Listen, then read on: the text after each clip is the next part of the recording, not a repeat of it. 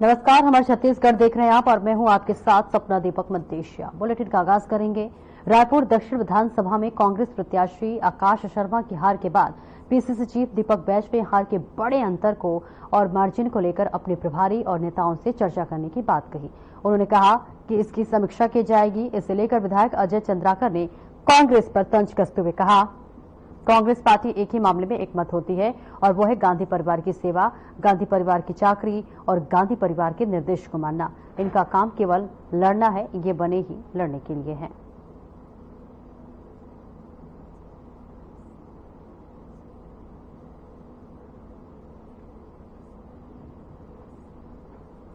अंतरकला साफ नजर आ रही, इसमें मैं थोड़ा सहमत हूं। उसमें तो अंतरकला ही रहती है,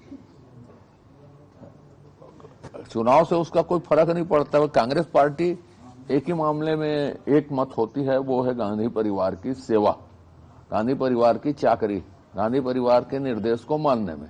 जैसे वो धुंध हटता है वो काम को कर लेते हैं, फिर लड़ते रहते हैं अपना। उनका काम ही लड़ना है, बनी लड़ने के लिए है। क्या आंतरिक कलह बाह्य कलह रोज दिखता हो तो ऐसा है। कांग्रेस के बड़े नेताओं को छत्तीसगढ़ का अभी अध्ययन नहीं है। वो अभी पर्यटन में चल रहे हैं गांधी परिवार के निर्देश में। क्या 17-18 सीट पाए हैं? क्या कितना पाए हैं महाराष्ट्र में? वहां पर्यवेक्षक बन के गए थे, पिक्चर देख के आ गए। तो पिक्चर देखने गए थे तो ऐसे घूम घूम के पिक्चर देख रहे हैं वो लोग।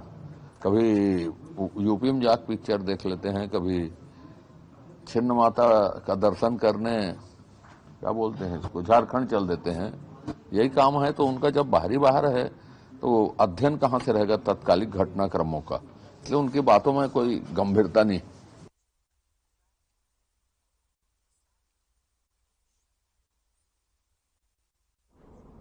और वही दीपक बैज ने बजट को लेकर राज्य सरकार पर हमला बोला है और साथ ही अक्षय चंद्राकर के बयानों पर भी पलटवार किया है। उन्होंने बजट को लेकर कहा कि पिछले साल का बजट कहा गया, धरातल पर बजट दिखाई नहीं देता। ग्राम पंचायत के फंड में पैसा है, नगरीय निकायों के खंड में पैसा है, बजट का पैसा कहाँ गया? यह सरकार से मैं सवाल पूछता हूं। आगे उन्होंने कहा कि उपचुनाव में बीजेपी की जीत को लेकर कि अब बृजमोहन अग्रवाल तय करेंगे कि मंत्री कौन बनेगा। आखिर पिछले साल भर का बजट का पैसा गया कहां? अभी तक जमीन में 1 रुपए नहीं, ग्राम पंचायतों में पैसा नहीं, ना नगरीय निकाय में पैसा नहीं। अभी तक तो कुछ भी 0 पैसे, कहीं पे भी काम नहीं हुआ है। आखिर सरकार का इतना बड़ा बजट गया कहां, मेरा सवाल। दूसरा चीज, सरकार पिछले सरकार के नाम बदलने और उनकी योजनाओं को बंद करने और अपनी नाकामियों को छुपाने के लिए उनको जांच बिटाने, इसके अलावा सरकार ने कुछ भी नहीं किया। बल्कि 32,000 करोड़ रुपए से अधिक 6 महीने में कर्ज ले लिया है। आखिर छत्तीसगढ़ को इस सरकार कहां ले जा रही है? नए बजट से सरकार को कोई उम्मीद नहीं है, बल्कि कौन सा मोदी गारंटी इस सरकार ने लागू किया है? बल्कि इस सरकार ने तो मनपसंद ऐप जैसे योजनाएं लागू की है, उनकी गारंटी तो कुछ दिख नहीं रहा है। क्या मनपसंद ऐप ये भी मोदी गारंटी में शामिल है क्या? हम भारतीय जनता पार्टी से पूछना चाह रहे हैं। सुनील जी जीते हैं, क्या लगता है कौन बने? अब तो ऐसा है कि 1 अनार 100 बीमार का स्थितियां भारतीय जनता पार्टी में निर्मित है। एक तरफ अजय चंद्राकर जी, हमारे माननीय नेता अजय चंद्राकर जी प्रदेश के नेता है, वो आजकल ज्यादा उतावली है और मंत्री पद के लिए ज्यादा संघर्ष कर रहे हैं। और दूसरे अभी नए चुनाव जीत के सुनील सोनी जी, हमें उम्मीद है कि भैया उनको मंत्री बना देंगे और कई लाइन में है। तो आखिर सरकार एक तो अपने विभागों का सही तरीके से जिम्मेदारी निर्वहन नहीं कर पा रहे उनके मंत्री और मुख्यमंत्री तक। उसके बाद दो मंत्रियों के विभागों को अपने पास रखना और उन विभागों को बोझ तले दबना, मैं समझता हूं कि यही कारण से पूरी तरह सरकार नाकाम हो चुकी है। अब लगभग 1 साल पूरे होने जा रहे हैं सरकार का और अभी तक किसी भी विभाग में कहीं भी कोई प्रशासनिक कसावट नहीं है, न ही किसी विभाग में किसी तरह की योजनाएं जनता के लिए लागू की गई है। मतलब पूरी तरह से ये सरकार साल भर अपने विभागों को मंत्री से लेकर पूरा अपने विभाग को लेकर सिर्फ बैठ गए हैं और कोई कार्य योजना जनता के लिए नहीं है। इसलिए मैं समझता हूं कि सरकार को बचे हुए जो 2 मिनिस्टर हैं उनको तत्काल गठन कर देना चाहिए, लेकिन कहीं न कहीं अंदरूनी अंतरकला और गुटबाजी से जूझ रही है ये सरकार, इस वजह से अभी तक नियुक्ति नहीं कर पा रही। मुख्यमंत्री विष्णु देसाई 1 दिवसीय दिल्ली दौरे पर हैं, जहां एयरपोर्ट पर पत्रकारों से चर्चा के दौरान उन्होंने कहा कि वो संविधान दिवस मनाने वाले हैं और एक बड़ा आयोजन राजधानी में होगा।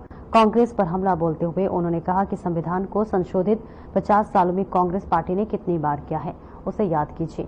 कांग्रेस का चरित्र पूरा देश जानता है। हाँ, कल संविधान दिवस मनाएंगे, 75वां संविधान दिवस, और उसमें कार्यक्रम आयोजित है। अपना मेडिकल कॉलेज के ऑडिटोरियम में कार्यक्रम होगा और वहां से अम्बेडकर चौक तक पद यात्रा है। हमने अभी तक संविधान का संरक्षण किया है, हमारी वजह से संविधान का आजादी के 75 साल में कितना संशोधन कर चुके हैं, और जब उनके अनुकूल नहीं रहा तो अनावश्यक रूप से भी संशोधन किए हैं, ये पूरा देश जानता है। दिव्यांग संघ पिछले कई सालों से अपनी मांगों को लेकर लड़ाई लड़ रहा है और अब संघ के द्वारा 3 दिसंबर को बड़ा पैदल मार्च किया जाना है। 3 दिसंबर को अंतर्राष्ट्रीय दिव्यांग दिवस है, जो कि जिसकी बहिष्कार करते हुए दिव्यांग संघ के द्वारा मरीन ड्राइव से लेकर मुख्यमंत्री आवास तक पैदल मार्च निकाला जाएगा और अपनी 6 सूत्रीय मांगों को सरकार से पूरा करने की मांग की जाएगी। साथ ही जब तक यह मांग पूरी नहीं होगी तब तक आंदोलन जारी रखा जाएगा। इसी कड़ी में दिव्यांग संघ के सभी जिलों के अधिकारी आज रायपुर कलेक्ट्रेट गार्डन पहुंचे, जहां आगामी 3 दिसंबर को होने वाले पैदल मार्च को लेकर रणनीति तैयार की गई।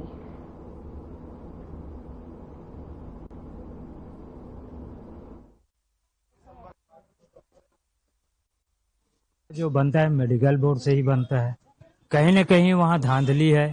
अब ये लेन देन का मामला स्पष्ट है मैडम, क्योंकि प्रमाण पत्र कोई बाजार में या कोई दुकान में नहीं मिलता। डॉक्टर सर्टिफाइड करते हैं, डॉक्टर के ऊपर ही डिपेंड है।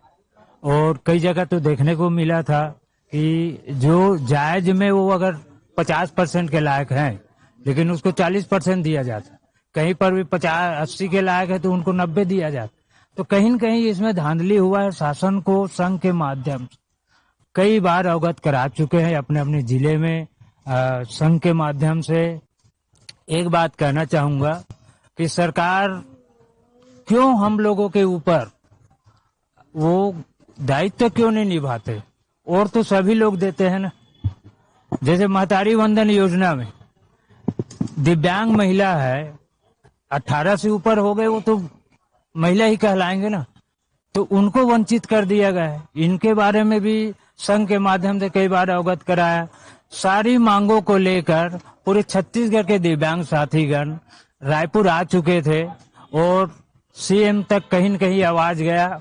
माननीय महोदय जी ने हमारे संघ के पदाधिकारियों को बुलाए, आश्वासन दिए। हम लोग हंसी खुशी के साथ, एक उम्मीद के साथ वापस हो गए, लेकिन आज तक न कोई मांग पूरा हुआ।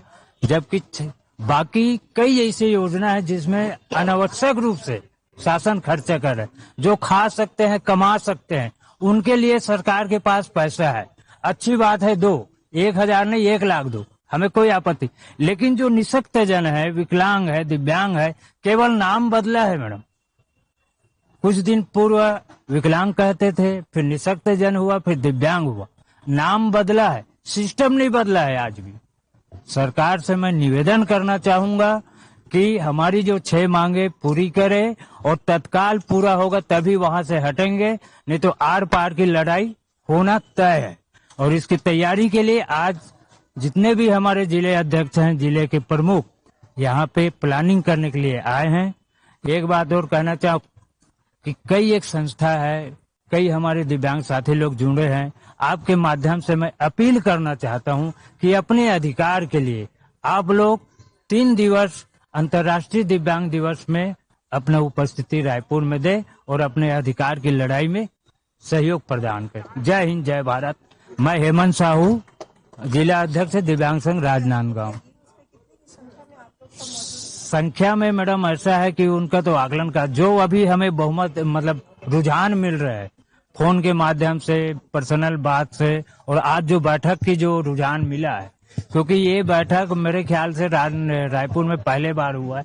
इतनी बड़ी संख्या में हमारे जिला अध्यक्ष लोग यहाँ पे आए हैं। उम्मीद है कि 80% जो हमारे दिव्यांग है पूरा, उसमें के सभी लोग आएंगे, 20% नहीं आ पाएंगे। महिलाएं आएंगे मैडम, उसमें भी 50% तो महिला ही रहेंगे। मैं हेमंत साहू, अध्यक्ष जिला दिव्यांग संघ राजनांदगांव, छत्तीसगढ़। मेरा नाम रामलाल साहू है। मैं दिव्यांग सेवा संघ के संरक्षण पद पर सुशोभित हूँ। जैसी बात है कि फर्जी दिव्यांग प्रमाण पत्र में आज हमारे संघ के माध्यम से पूरे छत्तीसगढ़ में, राजधानी में फर्जी दिव्यांग के संदर्भ में एक मुहिम छेड़ रखे हैं कि सरकार से ये मांग रखते हैं कि शासन फर्जी दिव्यांग का चिन्हांकित कर बाहर की, अर्थात मेरे बोलने का तरीका यह है कि दिव्यांग कैटेगरी में जितने भी प्रकार के दिव्यांग है उसको मेडिकल बोर्ड से अपना मेडिकल जांच करवाएं और जितने भी दोषी दिव्यांग पाए जाते हैं उसको बहिष्कृत करें और उनके बदले में दूसरा पढ़े दिव्यांग को नौकरी में स्थान दे। मेरा यही कहना है। 6 सूत्री मांग हमारा ये है।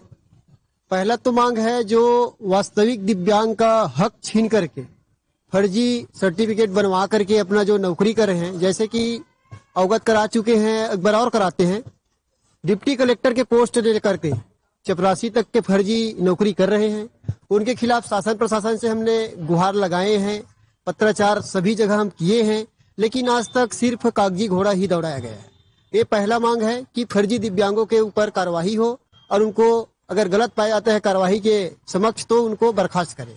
दूसरा मांग ये है हमारा जो पेंशन संबंधित है, जैसे कि परिपूर्ण हमारे छत्तीसगढ़ राज्य जो है खनिज संपदा से परिपूर्ण है। 500 रुपये देते हैं महीना में। 500 रुपये में तो एक महीने का मोबाइल भी रिचार्ज नहीं होता है। कम से कम 5000 रुपये का हमारे सर्व दिव्यांग जितने भी छत्तीसगढ़ के भाई बहन हैं उनकी ओर से हम मांग रखे हैं। और तीसरी मांग हमारा ये है जो युवती दिव्यांगता के कारण बेचारी लोगों की शादी नहीं हो पाती है, ऑलरेडी 30 साल 35 साल 40 साल उम्र घोर अपने बैठे हैं, उनको दिव्यांग वंदन का फायदा होना चाहिए। जैसे महतारी वंदन में 1000 रुपये देते हैं, उसी प्रकार से चौथा मांग है जितने भी हमारे पढ़े लिखे युवा जो हमारे साथी है दिव्यांग भाई बहन, उनको विशेष भर्ती होता है दिव्यांगों के लिए, उसका तुरंत विज्ञापन जारी करें। क्यों न चपरासी की पोस्ट से लेकर कलेक्टर का पोस्ट तक तुरंत विज्ञापन जारी हो। और उसी प्रकार से एक अपना मांग है जो दिव्यांग भाई बहन जो लोन लिए हैं कोरोना काल के पूर्व, उनका कर्जा माफी किया जाए। क्योंकि किसानों का जब 12,000 करोड़ का जब कर्जा माफ किया जा सकता है तो दिव्यांगों का खूब से खूब 30-35 करोड़ रुपया होगा, ज्यादा नहीं होगा, ये मेरा आंकड़ा है, उसको भी माफ किया जाए, हमारे शासन से मांग है। और ठीक उसी प्रकार से जो एक गवर्नमेंट जॉब में जो हमारे दिव्यांग भाई बहन हैं उनको 3% आरक्षण का पदोन्नति में बिल्कुल शामिल करे। सिर्फ इन लोग बोलते बस है लेकिन कहीं पर भी लागू नहीं हुआ है। इस प्रकार से हमारा 6 बिंदु पे मांग है। और जैसे कि पेंशन का बीपीएल का बाध्यता है उसको खत्म करे ताकि वास्तविक जो दिव्यांग भाई बहन उनको फायदा हो। इस प्रकार से हमारा 6 बिंदु का मांग है। और इसी बिंदु के मांग पर हम लोग दिव्यांग विश्व दिवस को बहिष्कार करते हुए यही है कि हम पिछला 2-3 आंदोलन तो कर चुके हैं पूरे छत्तीसगढ़ में और यहाँ रायपुर में। हमारी जो 6 सूत्री मांग है जिसको शासन हम लोग को केवल पिछली आंदोलन में प्रस्ताव देकर हमको एक लॉलीपॉप पकड़ा दिया, उसके बाद से मतलब 15 दिन का आश्वासन देने के बाद आज दिनांक तक कुछ हुआ नहीं है। इसलिए पूरे छत्तीसगढ़ के दिव्यांग आक्रोशित है और 3 दिसंबर को हमारा एक बार फाइनल लड़ाई हो जाए शासन से, करो या मरो की स्थिति है। क्योंकि जब तक हम अब आंदोलन में उतरेंगे नहीं तब तक शासन हमको कुछ देने वाला नहीं है। तो इसलिए हम लोग इस बार का 3 दिसंबर जो विश्व विकलांग दिवस है उसका बहिष्कार करते हुए रायपुर में मरीन ड्राइव से पैदल मार्च करेंगे मुख्यमंत्री निवास तक। और अपनी मांग जब तक हम पूरा नहीं पालेंगे तब तक हम ये आंदोलन समाप्त नहीं करेंगे। आज सभी जिले से कलेक्ट्रेट गार्डन पहुंचे हैं, आज सब लोग कलेक्ट्रेट गार्डन भी पहुंचे हैं, क्या है? हमारा आज का मकसद ये है कि हम इस योजना बनाने के लिए कि बैठे हैं कि आगे हमको कैसे करना है और संबंधित जिलों से कितने दिव्यांग यहाँ पर पहुंचने वाले हैं, सभी के साथ पूरी प्लानिंग हम यहाँ पर करने वाले हैं, ताकि हम उस दिन जब यहाँ आंदोलन के लिए आए हैं तो हम समस्त संसाधनों से पूर्ण रहें, ताकि हम अगर एक दिन रुकना पड़े, 2 दिन रुकना पड़े, पूरा महीना। और खबर कांकेर से है, जहां सभी स्थानों से नक्सल पीड़ित परिवार एकत्रित होकर धरना प्रदर्शन किया। उनके अनुसार राज्य और केंद्र सरकार वादे तो करती है पर मांगे पूरा नहीं करती। कई मुद्दों और मांगों को लेकर शासन प्रशासन से गुहार लगाई जा चुकी है, लेकिन उनकी मांगों को दरकिनार कर दिया जाता है। इसी के विरोध में चलते धरना प्रदर्शन किया गया और पीड़ित परिवार द्वारा कहा गया कि अगर 90 दिवस के अंदर उनकी मांगे सरकारें पूरी नहीं करती है तो सभी नक्सल पीड़ित परिवार द्वारा कांकेर से रायपुर तक पैदल रैली निकालकर मुख्यमंत्री आवास के आगे धरना प्रदर्शन किया जाएगा। और पैदल रैली में किसी भी व्यक्ति को कोई नुकसान पहुंचता है तो उसकी जिम्मेदारी सरकार की होगी। मैं धीरेन्द्र साहू नक्सल पीड़ित परिवार से हूँ। नक्सल पीड़ित परिवार के लिए छत्तीसगढ़ शासन और केंद्र शासन पुनर्वास नीति बनाई है, जिसमें बच्चों को छात्रवृत्ति देने का प्रावधान रखा गया है। वह केंद्रीय विद्यालय, नवोदय विद्यालय, प्रयास विद्यालय में भी प्राथमिकता देने का प्रावधान रखा गया है, लेकिन अभी तक वो जो सुविधा हमको नहीं मिल पा रहा है। उसी आधार पे अपना जमीन जो है मकान बनाने का देने का प्रावधान है, वो भी अभी तक कुछ को मिला है, कुछ को नहीं मिला है। और कुछ ऐसा तो गृह ग्राम से जो नक्सली जो गांव से भगा दी है, उसको ग्राम पंचायत जो प्रमाण पत्र दे रहे हैं, उस प्रमाण पत्र को पुलिस प्रशासन नहीं मार रहे। तो हम चाह रहे हैं कि जो जितने भी गृह ग्राम से जो भगाए गए परिवार है, उसको अभी प्रमाण पत्र को मान्य करके जो पुनर्वास नीति है उसका भी उसको लाभ मिलना चाहिए। और कुछ ऐसा जैसे जो भगाया गया है या घायल है उसको नौकरी से वंचित रखे है, तो हम चाह रहे हैं उसको भी नौकरी मिलना चाहिए। और सर हमारा एक मांग और है कि जिस प्रकार जो नक्सली समर्पण कर रहे हैं उसको तत्काल नौकरी दे रहा है, तो हम भी चाह रहे हैं कि जितने भी पीड़ित परिवार को जो नौकरी मिली है, लेकिन वो नौकरी जो है योग्यता अनुसार नहीं है, तो हम चाह रहे हैं कि आज के डेट से जितने भी पीड़ित परिवार को जो नौकरी मिली है, उस नौकरी की योग्यता जो रखती है सुधार पे उसको नौकरी में बदल दिया जाना चाहिए। यह है कि मनपसंद जगह जहाँ भी चाहो वहाँ मकान बना के देंगे। तो प्रदेश के जितने पीड़ित परिवार भाई है उसका कहना है कि हमको एक ही जगह बसाए। ये अपना कुछ मांग है सर, इसके लिए आज सम्मेलन हुआ था और सम्मेलन में तय किया गया अगर हमारी ये मांग अगर पूरा नहीं होगा तो आगे और कुछ आंदोलन रायपुर में जाके करेंगे। आज ये जो सम्मेलन में जो चर्चा हुई है इसका हमारा 1 सप्ताह में हम लोग वहाँ जाकर गृह मंत्री निवास में ज्ञापन सौंपेंगे और मांग को पूरा करने के लिए। मेरा नाम हिरणमय विश्वास, मैं कांकेर जिला पखांजूर में रहता हूँ। मैं एक बंगाली हूँ, जो कि शासन से हमारा कोई मांग नहीं है। शासन जो मांग हमारे लिए पारित किए गए हैं वो व्यक्ति तक नहीं पहुँच रहा है, कागज नहीं पहुँचा है। जैसे शासन ने प्रथम प्राथमिकता दे दिया कि नक्सल पीड़ित परिवार या आत्मसमर्पित नक्सल पीड़ित परिवारों को योग्यता अनुसार नौकरी देंगे, लेकिन नौकरी दिया किसी को नहीं दिया। जिसको दिया वो कॉलेज कंप्लीट किया है तो उसको चपरास में कोई जंगल में डाल दिया, कोई किसी हॉस्टल में डाल दिया, कोई बच्चों को टाटी सफाई करने के लिए लगवा दिए। ये कोई नीति है क्या?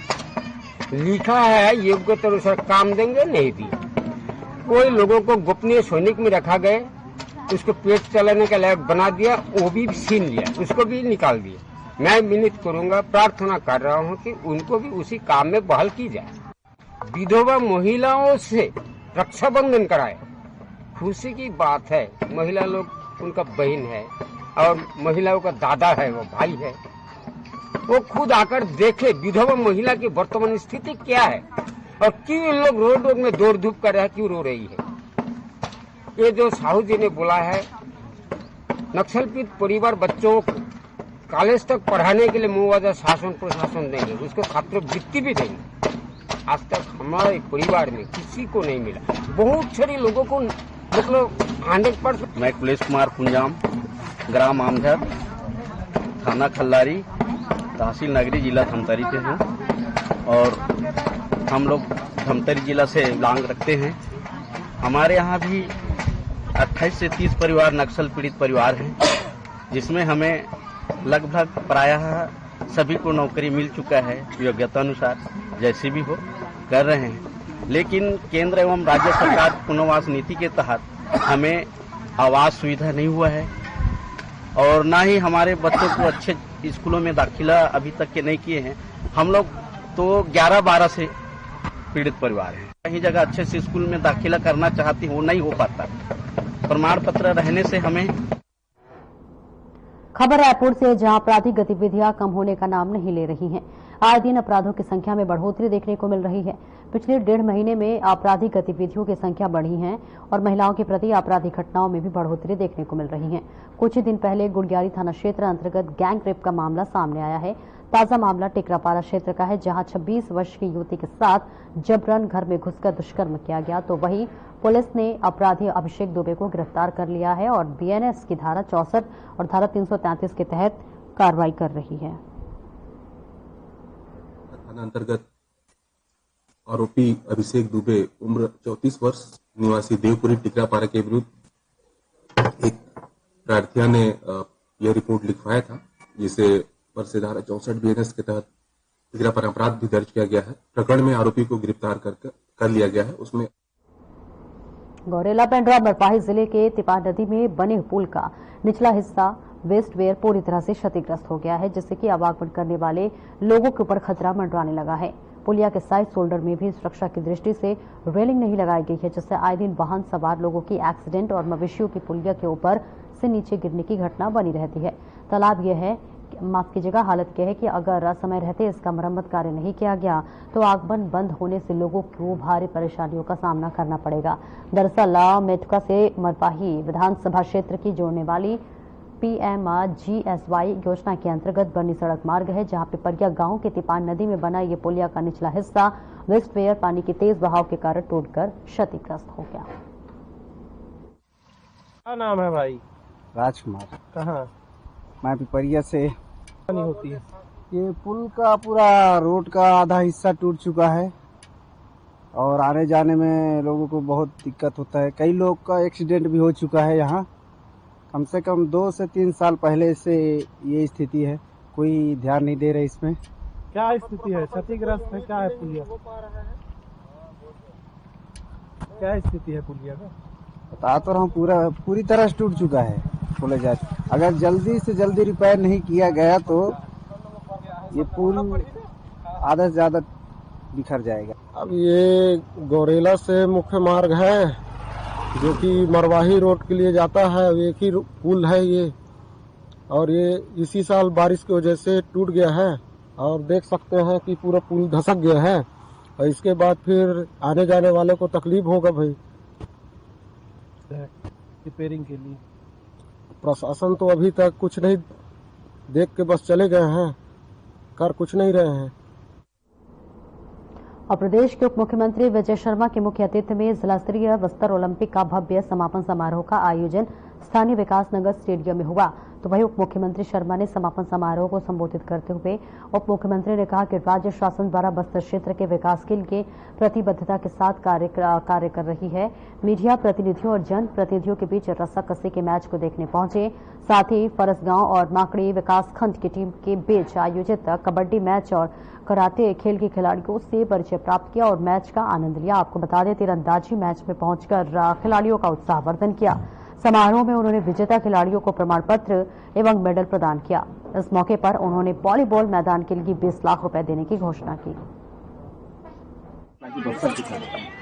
बस्तर में खेल ही नहीं भाई, परिधान बस्तर के अद्भुत है, वाद्यंत्र बस्तर के अद्भुत है, नृत्य बस्तर का अद्भुत है, संगीत बस्तर का अद्भुत है, खेल की प्रतिभाएं बस्तर की अद्भुत है, बस्तर का कण कण अद्भुत है। और इसलिए आज जो ओलंपिक बस्तर ओलंपिक का जिला स्तरीय यहाँ पर समापन हुआ है, हमने देखा कि बहुत अच्छे खिलाड़ी हैं, तीरंदाजी बहुत शानदार खिलाड़ी हैं और सारे विश्व में ये दुनिया के फलक पर छा जा सकते हैं, ये भारत में नेतृत्व कर सकते हैं।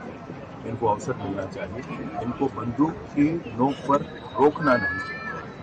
सर, इनको निखारने का सबसे बड़ा श्रेय यदि कहा जाए तो वो है यहाँ के जो सुरक्षा बल के जवान जो बाहर से आए थे, तो सुरक्षा के साथ साथ खिलाड़ियों को निखार, उनकी प्रतिभाओं को निखारा था। निस्संदेह सुरक्षा बल के जवानों ने काम यहाँ पर किया है। हमारे स्थानीय DRG के लोगों ने दिया, सब फाइटर्स के लोगों ने दिया, तो बाहर से आए हुए लोगों सब ने मिल सकते और अच्छी सुविधा, अच्छी सुरक्षा मुहैया कराई जा रही है।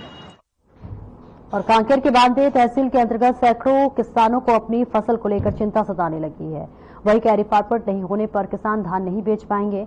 अपनी फसल बेचने को लेकर अब किसानों के सामने नई मुसीबत है। किसान 50 से 60 किलोमीटर दूर से रोजाना अधिकारी के दफ्तर में सामने लाइन लगाकर खड़े रहते हैं, फिर निराश होकर घर लौटना पड़ता है। तो वहीं पिछले कई सालों से पट्टे में धान बेचते आ रहे हैं। वहीं पट्टे का खासरा अब अमान्य बता रहा है और ऐसे में किसानों को समर्थन मूल्य में धान बेच पाना मुश्किल है। वहीं अधिकारी पोर्टल के साइट बंद होने की बात कर रहे हैं। जब तक साइट नहीं खुलता किसी भी किसानों को कैरी फॉरवर्ड नहीं करने की बात कर रहे हैं।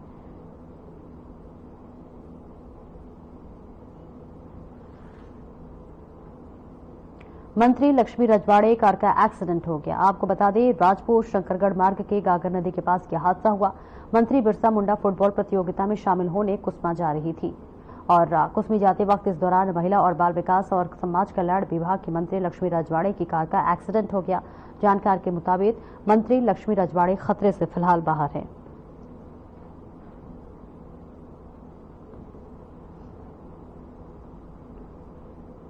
मनेंद्रगढ़ चिरमरी भरतपुर जिले में पदस्थ डिप्टी कलेक्टर प्रदेश राजपूत पर एक राइस मिलर ने कार्रवाई नहीं करने के एवज में 15 लाख रुपए मांगने का आरोप लगाया है। वहीं केल्हारी में संचालित कोरिया मिली राइस मिल के संचालक नजीर अहमद ने इसकी जानकारी इलाके के मंत्री श्याम बिहारी जायसवाल को भी दी थी, जिसके बाद उन्होंने कलेक्टर को इसके जांच के निर्देश दिए। इस मामले की बातचीत का ऑडियो और वीडियो भी सामने आया है।